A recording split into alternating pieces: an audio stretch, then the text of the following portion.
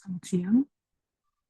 Perkenalkan, nama saya Winnie Evenita Sialagan, program studi PJJ Akuntansi, mata pelajaran Manajemen Keuangan 2, mata pelajaran Manajemen Keuangan 2, kelas AK 507.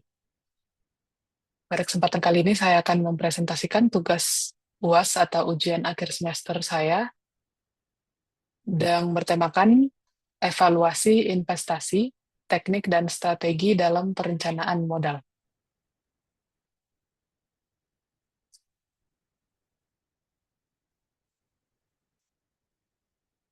Ekstrak. Makalah ini bertujuan untuk mengidentifikasi teknik dan strategi yang efektif dalam perencanaan modal yang sangat penting dalam pengambilan keputusan bisnis. Metode yang digunakan meliputi tinjauan literatur seperti teori penganggaran modal dan berbagai metode evaluasi investasi seperti Net Present Value atau NPV, Internal Rate of Return atau IRR, dan Payback Period. Penelitian ini menggunakan data primer dan sekunder untuk menganalisis teknik evaluasi investasi dan strategi perencanaan modal, termasuk diversifikasi investasi, analisis resiko, dan penganggaran modal berkelanjutan. Hasil utama menunjukkan bahwa penerapan teknik evaluasi yang tepat dan strategi perencanaan modal yang efektif dapat meningkatkan keberhasilan investasi. Studi kasus dari perusahaan yang berhasil menerapkan teknik ini juga dibahas untuk memberikan wawasan praktis. Temuan ini memiliki implikasi penting dari praktisi bisnis dan memberikan rekomendasi untuk penelitian lebih lanjut di bidang ini. Teori penganggaran.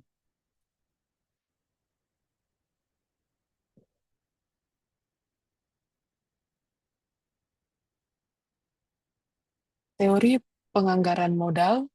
Penganggaran modal adalah proses perencanaan dan pengelolaan investasi jangka panjang perusahaan. Konsep dasarnya melibatkan identifikasi, evaluasi, dan pemilihan proyek investasi yang diharapkan dapat meningkatkan nilai perusahaan.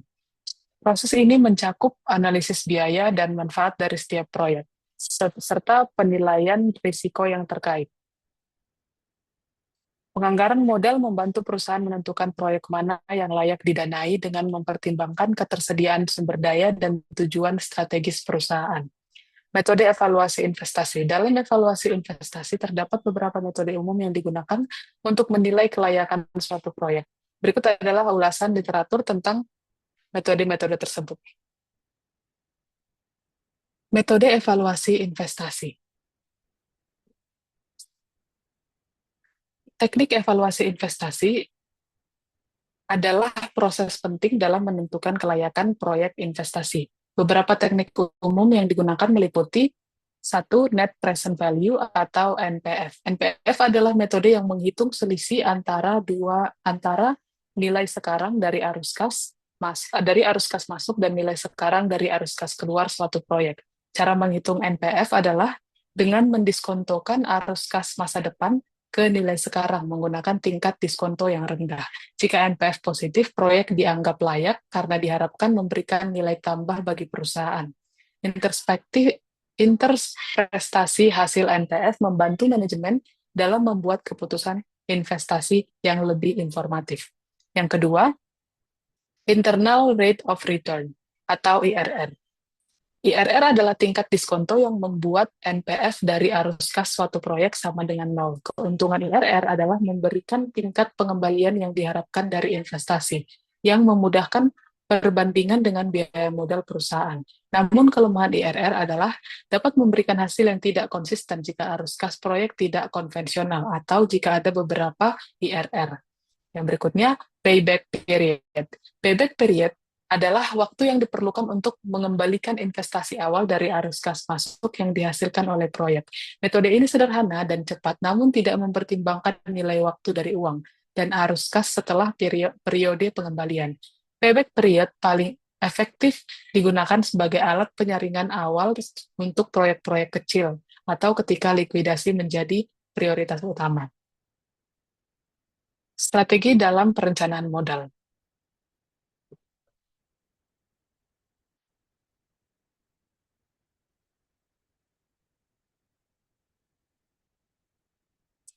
Perencanaan modal yang efektif memerlukan penerapan berbagai strategi untuk memaksimalkan keuntungan dan meminimalkan risiko. Beberapa strategi yang dapat diterapkan meliputi yang pertama, diversifikasi investasi. Diversifikasi adalah strategi yang melibatkan penyerapan investasi ke berbagai aset dan proyek untuk mengurangi risiko. Manfaat diversifikasi adalah mengurangi dampak negatif dari kinerja buruk satu investasi terhadap keseluruhan portofolio. Cara penerapannya adalah dengan mengalokasikan dana ke berbagai sektor geografis atau jenis aset yang berbeda. Yang kedua, analisis risiko.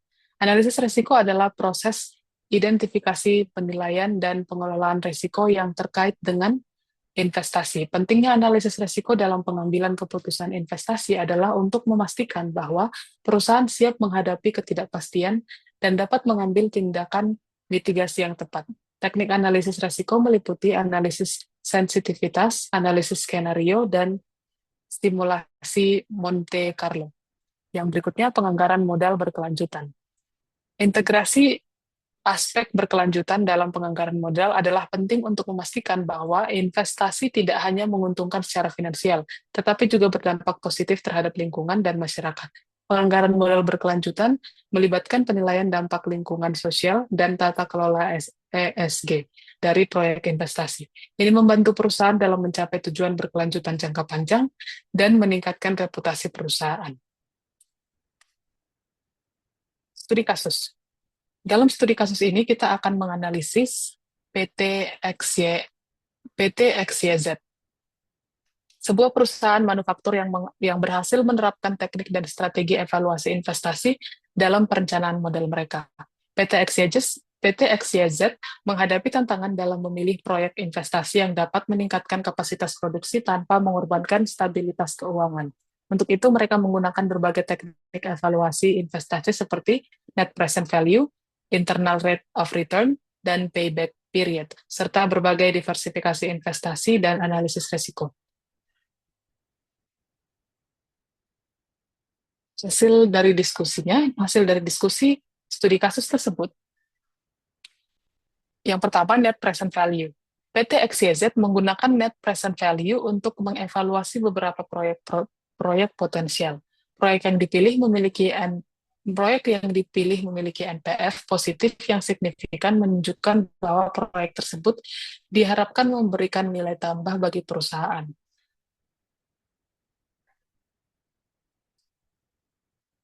Hasil ini membantu manajemen memprioritaskan proyek yang paling menguntungkan. Yang kedua, internal rate of return. IRR digunakan untuk membandingkan tingkat pengembalian dari berbagai proyek. Proyek yang dipilih memiliki IRR yang lebih tinggi dari biaya modal perusahaan, memastikan bahwa investasi tersebut akan menguntungkan.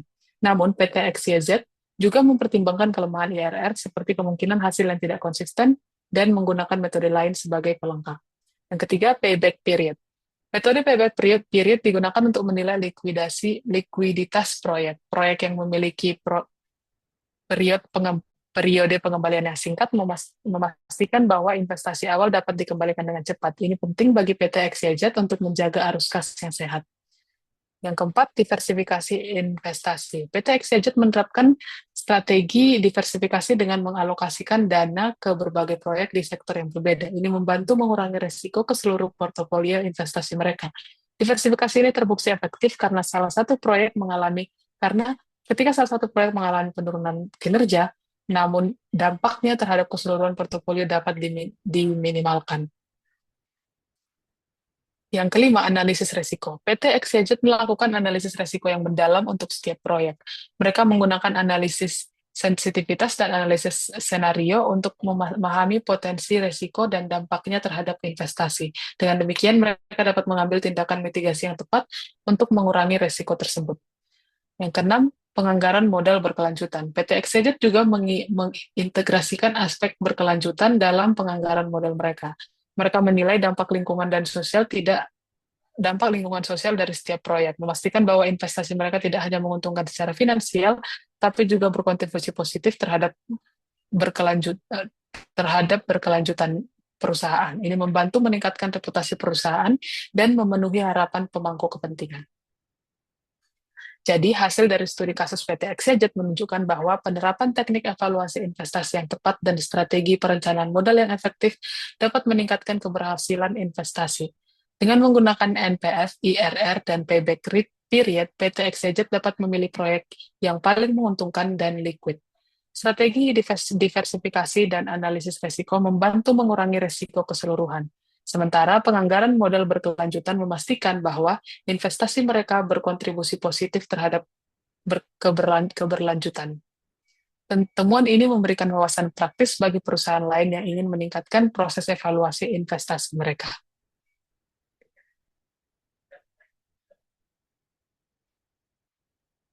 Sekian presentasi dari saya. Terima kasih atas kesempatannya.